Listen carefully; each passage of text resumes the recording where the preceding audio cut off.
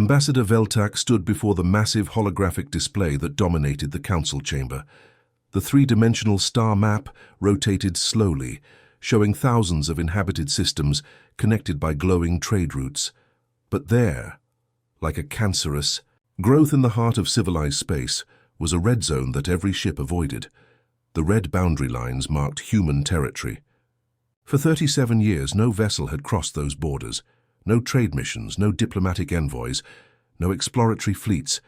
Nothing went in, and surprisingly little came out.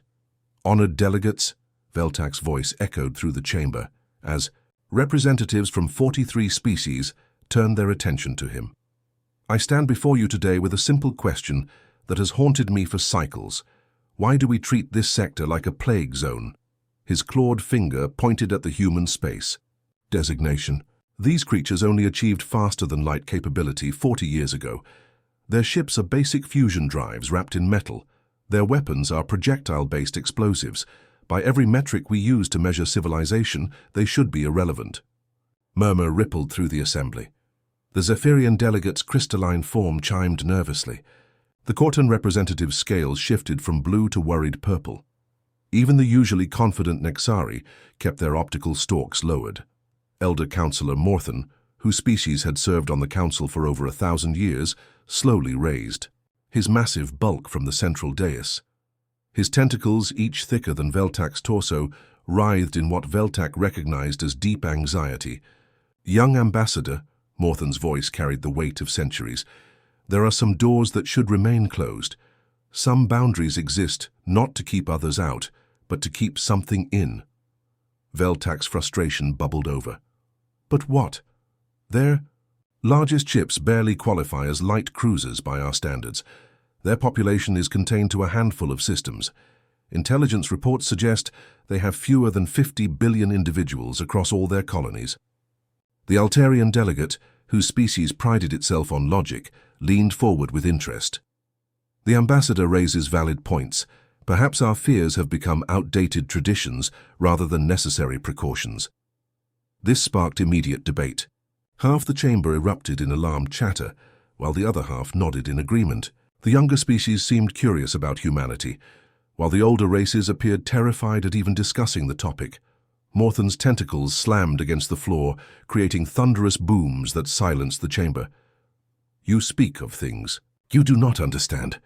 The quarantine protocols were written in the blood of entire civilizations.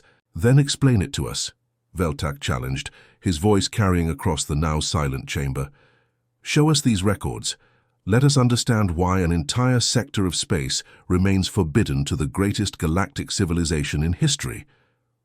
The silence stretched for long moments. Finally, Morthen gestured toward the archive terminals. Very well. Access classification level 7. Search for human incident year 2387. Veltak's fingers moved across the quantum interface, inputting his authorization codes. The screen flickered, then displayed a warning. Extreme classification, council eyes only, species survival protocols. His breath caught as the files appeared, but they were fragments, incomplete pieces of a larger puzzle. First contact disaster, read one heading. Total species extinction, Kethmore civilization, read another. Recommendation, immediate quarantine. Implementation appeared repeatedly throughout the documents. The most disturbing entry was simple. Never again. Whatever the cost, never again. These are just pieces, Veltak protested, turning back to face Morthen. Where are the complete records? The full reports? Morthen's ancient eyes fixed on him with something that looked like pity. They were destroyed by unanimous council vote. Only fragments remain, as reminders of why we made this choice. The Cortan. Delegate spoke up, his scales now pale yellow with fear. My grandfather served on the council during that time. Before he died, he told me one thing about humans. He said they were the only species he ever encountered, that scared him more when they smiled than when they showed anger. Veltak felt his certainty wavering, but his scientific mind demanded answers. Fear based on incomplete information is not wisdom, it's superstition. How can we make policy based on half-remembered nightmares? The chamber fell silent again. Several delegates exchanged meaningful glances, as if sharing some collective memory that Veltak wasn't part of. "There is one way to satisfy your curiosity, Ambassador," Morthen said slowly. "The humans have never violated the quarantine from their side. They respect the boundaries we established, but the protocols do allow for observation missions, strictly surveillance only." Veltak's pulse quickened. "You would authorize a reconnaissance mission?" "I would authorize nothing," Morthen replied firmly. "But if a certain ambitious ambassador chose to conduct an unauthorized investigation using his diplomatic immunity, the Council might be forced to simply censure him after the fact." The implication was clear. Veltak could investigate, but he would be on his own.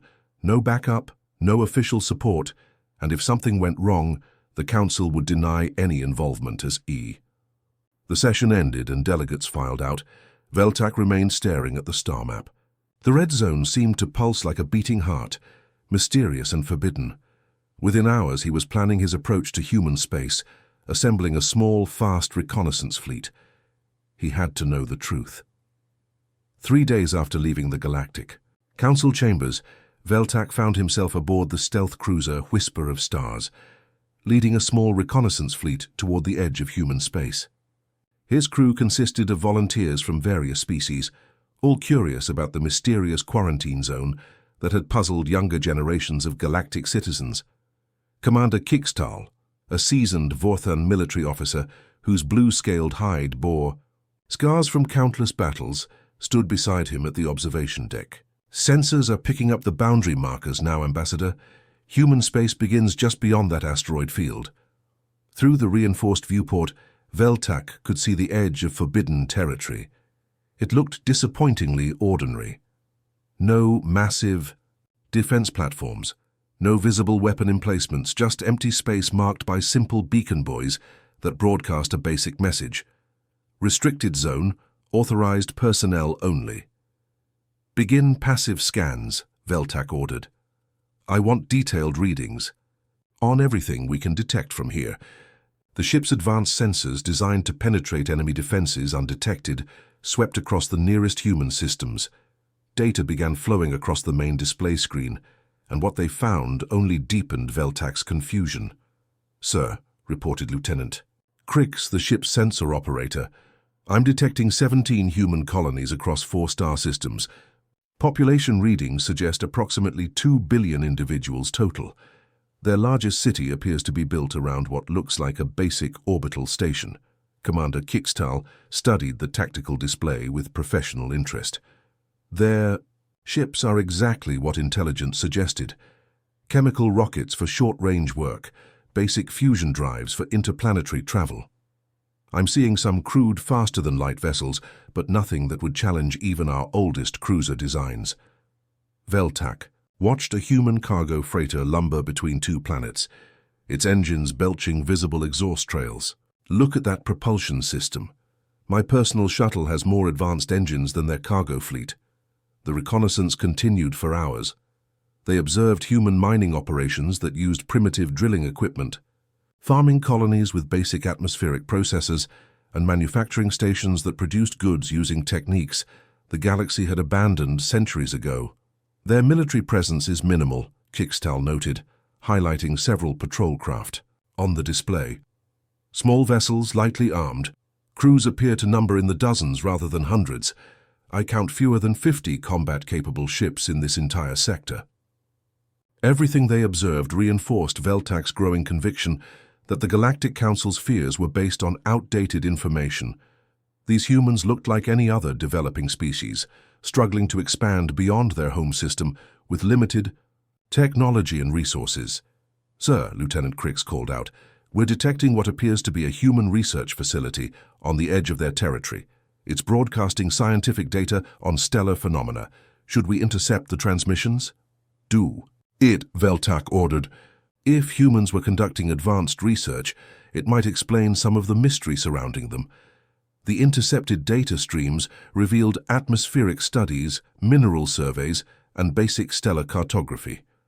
Nothing that suggested the kind of advanced capabilities that would frighten the galaxy's most powerful civilizations. Commander Kixtal's confidence grew with each passing hour. Ambassador, with respect to the Council's concerns, I believe we're looking at a standard developing civilization. Their expansion rate is typical, their technology predictable, their military presence practically non-existent. Veltak nodded, his certainty solidifying.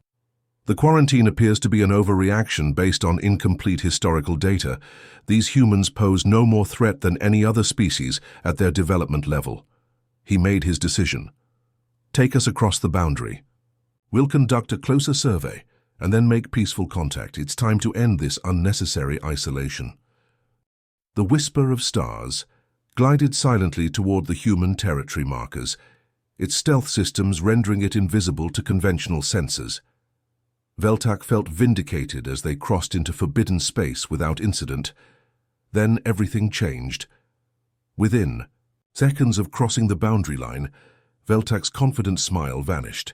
The empty space around them suddenly filled with sleek, angular vessels that seemed to materialize from nothing. Not the crude ships they had observed from a distance, but sophisticated craft with smooth hulls that reflected no sensor readings. Where did they come from? Kixtal shouted, his tactical display showing 12 human ships surrounding their small fleet in perfect formation.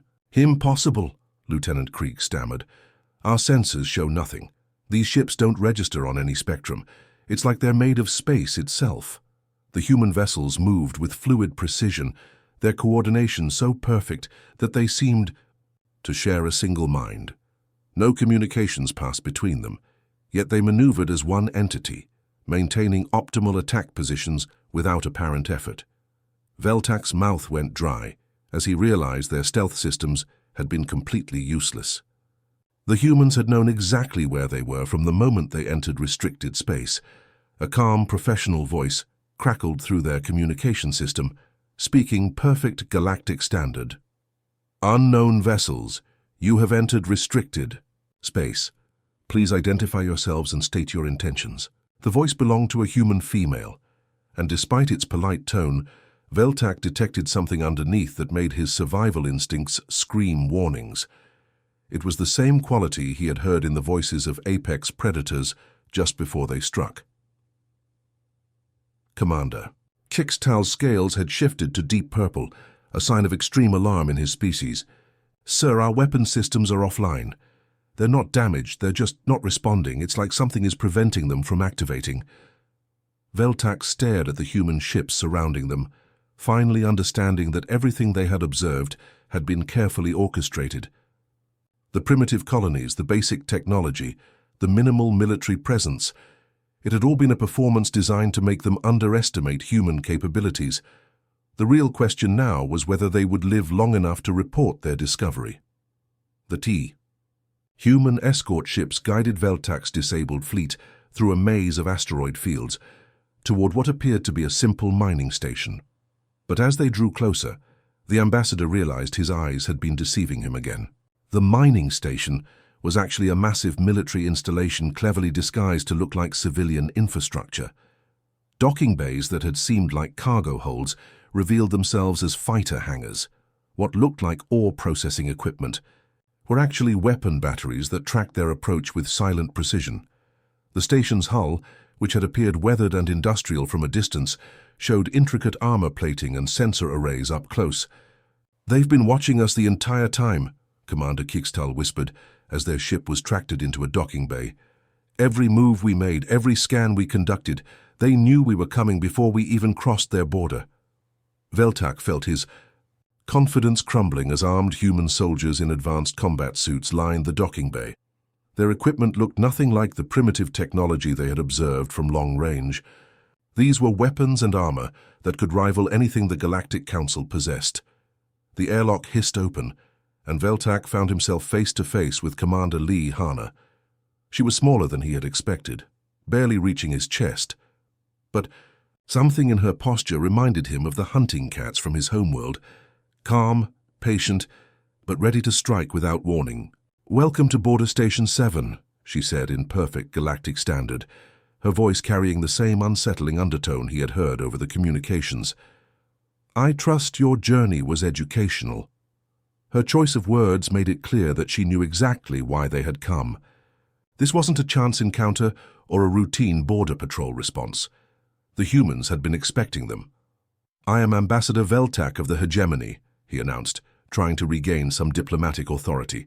"We come seeking understanding of why this space remains forbidden to galactic civilization." Hana's dark eyes studied him with an intensity that made him uncomfortable. It was like being examined by a scientist who was deciding whether to dissect him or simply file him away as uninteresting.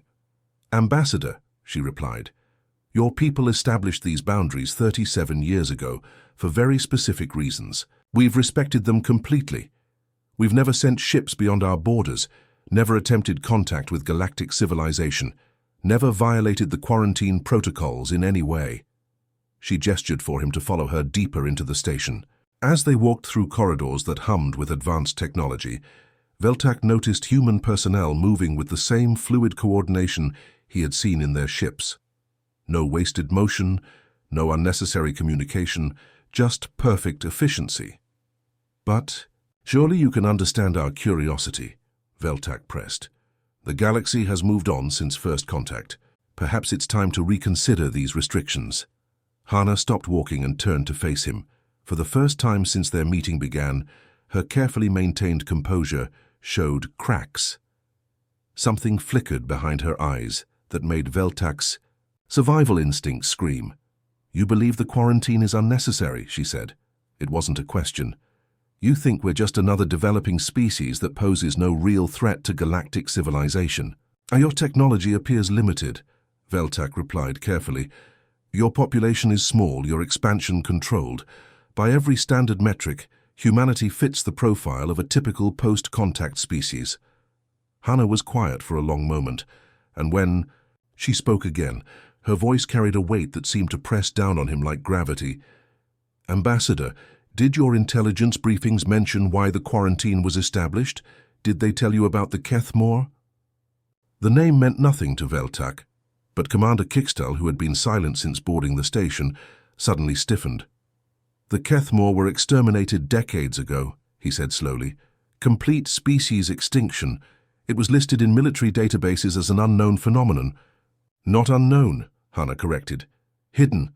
Your council decided the truth was too dangerous to preserve in official records." She led them to a secured section of the station where she placed her hand on a bioscanner. Heavy blast doors slid open, revealing a chamber filled with holographic projection equipment and data storage units that pulsed with contained energy. "Perhaps it's time you understood why the quarantine really exists," Hana said, her fingers moving across a control interface. 37 years ago, a species called the Kethmore made first contact with Earth. The holographic display activated, showing star charts and tactical information that made Veltak's blood run cold. The Kethmore had been massive, their ships the size of small moons, their technology advanced enough to consume entire worlds. "They were what your people call a devourer species," Hana continued. "They had already consumed the populations of 12 inhabited worlds, billions of lives, turned into biomass to fuel their expansion. They saw Earth as their 13th meal." The display showed the Kethmore fleet approaching a small blue-green world that could only be humanity's home planet. Hundreds of enormous bioships, each one capable of stripping a planet bare within days. "First contact lasted exactly 4 minutes, Hana said, her voice now completely emotionless. "They didn't bother with communication, they simply began their harvesting process." Veltak watched in fascination as the display showed primitive human ships rising to meet the Kethmore fleet. Tiny vessels armed with basic weapons facing creatures that had devoured entire civilizations. "What happened next?" he asked, though. Part of him was beginning to suspect the answer would change everything he thought he knew about humanity. Hana's smile was sharp enough to cut steel. "We learned something about ourselves that day, Ambassador, something that your council decided the galaxy was better off not knowing." The holographic display shifted, showing the aftermath of that first encounter, and Veltak finally began to understand why the quarantine existed. It wasn't to protect the galaxy from humanity, it was to protect humanity from what they became, when threatened with extinction. The holographic display flickered to life, showing Earth as it appeared 37 years ago. Veltak could see the blue marble hanging in space, peaceful and unaware of the approaching nightmare. Then the Kethmore fleet appeared at the edge of the solar system, and his breath caught in his throat. The invasion force was massive beyond imagination. Hundreds of bioships, each one the size of a city, moved through space like living creatures. Their hulls pulsed with organic rhythms, and tendrils of energy reached out to taste the solar winds. These weren't just ships. They were predators that had evolved to consume entire worlds. The Kethmore had perfected their hunting technique over thousands of years, Hannah explained as the display zoomed in on the approaching fleet. They would arrive at a populated world, deploy harvesting pods, and strip every living thing from the planet's surface. 12 civilizations had fallen to them before they found Earth. Veltak watched human ships rise to meet the invaders. Compared to the massive Kethmore vessels, they looked like insects challenging eagles. Primitive fusion drives struggled against bioships that moved like living things through space. "Look, at our first response," Hannah said, highlighting the human defense fleet. Chemical rockets, basic energy weapons, armor that couldn't even scratch Kethmore hull material. We were fighting with tools that were obsolete before the battle began. The initial engagement was a massacre. Human ships exploded like firecrackers against the alien fleet. Kethmore harvesting pods descended toward Earth's surface, their biomechanical tendrils ready to begin the feeding process that had destroyed 12 other worlds. Commander Kickstal leaned forward, his scales shifting to worried purple. "How did your species survive?" The technological gap was impossible to bridge. Hannah's expression grew distant, as if she was remembering something she wished she could forget. "That's when we discovered something about ourselves that no one expected. Not the Kethmore, not the galactic community, and certainly not us." The holographic display shifted, showing Earth 6 hours after the invasion began. But something had changed. The surviving human ships were different now. Where there had been crude metal hulls, there were now sleek vessels that seemed to bend, light around them. Where there had been basic weapons, energy beams lanced out that cut through Kethmore bioships like hot knives through flesh. "Impossible," Veltak whispered. "No species can advance their technology that quickly. It takes decades to develop new ship designs, centuries to perfect them." "Under normal circumstances, yes," Hannah agreed. "But humans aren't normal. When we face extinction, we don't just fight harder. We become something else entirely." The display showed human engineers working frantically in underground facilities that hadn't existed the day before. They were pulling apart captured Kethmore technology and rebuilding it in ways that defied logic. Weapons that had taken the Kethmore millennia to develop were being improved and mass-produced within hours. "We didn't just copy their technology," Hannah continued. "We understood it, improved it, and turned it against them. Every Kethmore weapon became a human weapon.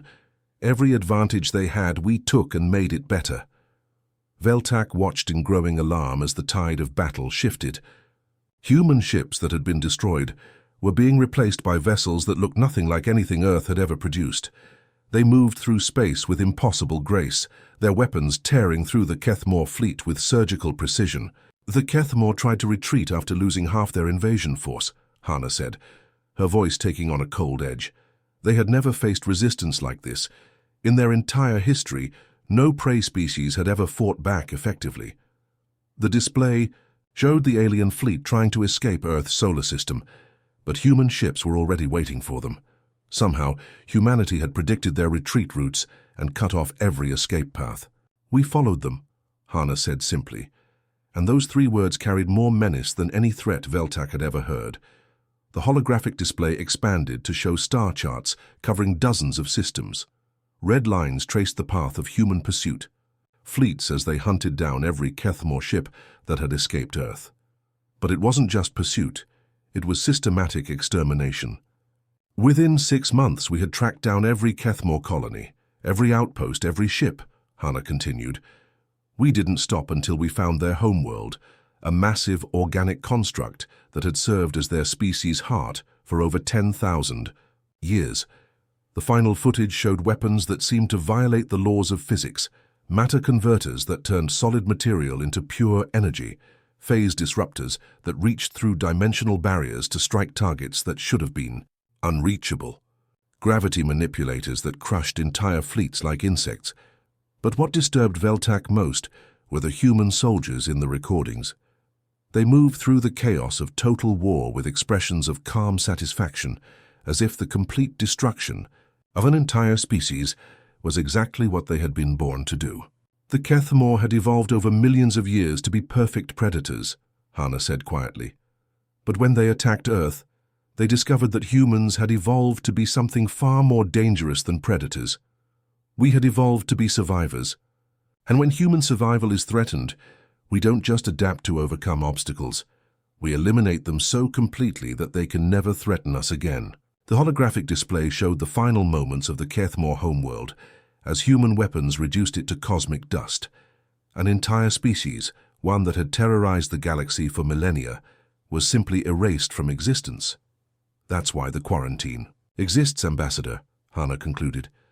Not to protect the galaxy from us, but to protect us from becoming that again. Veltak stood in stunned silence as the holographic display faded. The images of complete species extinction burned into his memory. The casual way Hana had described the annihilation of an entire civilization made his skin crawl. This wasn't warfare as the galaxy understood it. This was something beyond military strategy or territorial conquest. You have to understand, Ambassador, Hana said, her voice returning to its earlier calm tone. After the Kethmore incident, your Galactic Council faced an impossible choice. They had witnessed what humans become when threatened with extinction, and they realized that same transformation could happen again. She moved to another control panel, bringing up records of the emergency council session held immediately after humanity's victory. Veltak could see representatives from dozens of species arguing frantically, their panic evident, even through the translation protocols. The debate lasted for weeks, Hana continued. Some council members wanted to eliminate humanity entirely before we could threaten other species. Others proposed immediate integration, hoping galactic society would moderate our tendencies. But the elder species recognized something that the younger civilizations missed. Commander Kixtal, who had remained silent throughout the revelation, finally spoke up. What did they recognize? Hana's expression grew thoughtful. That humanity's transformation wasn't evil or malicious. It was survival instinct taken to its logical extreme. We don't attack others because we enjoy conquest or power. We only become dangerous when someone tries to erase us from existence. She gestured toward the viewing port where Earth hung in the distance, peaceful and blue. The quarantine wasn't punishment, it was protection. Your ancestors gave us space to develop our civilization without external threats, knowing that as long as no one tried to destroy us, we would remain peaceful. Veltak felt pieces of the puzzle clicking into place. That's why you never expanded beyond your allocated systems, why you never sent exploration fleets or trade missions. You're maintaining the agreement. Exactly, Hana confirmed. We use our isolation to focus on art, science, philosophy, and peaceful technology. Our children grow up learning to create rather than destroy. We've built a society that channels our adaptability toward constructive purposes. The conversation was interrupted by the arrival of Captain Park Jiho, whose urgent expression immediately put everyone on alert. His uniform bore insignia that Veltak didn't recognize, but the way other human personnel snapped to attention suggested high military rank. Commander, Park Jiho reported, his voice tight with controlled tension. Long-range sensors have detected an approaching fleet, unknown configuration, massive displacement signatures. They're not responding to standard hails or identification. Requests.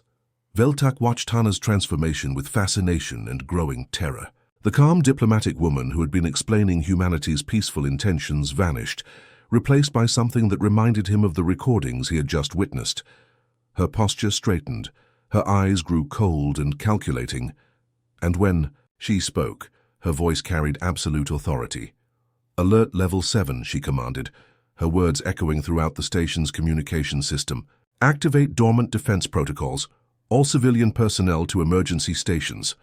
Begin deep space scanning protocols immediately. Around them, the station came alive with activity that defied everything Veltak thought he knew about human capabilities.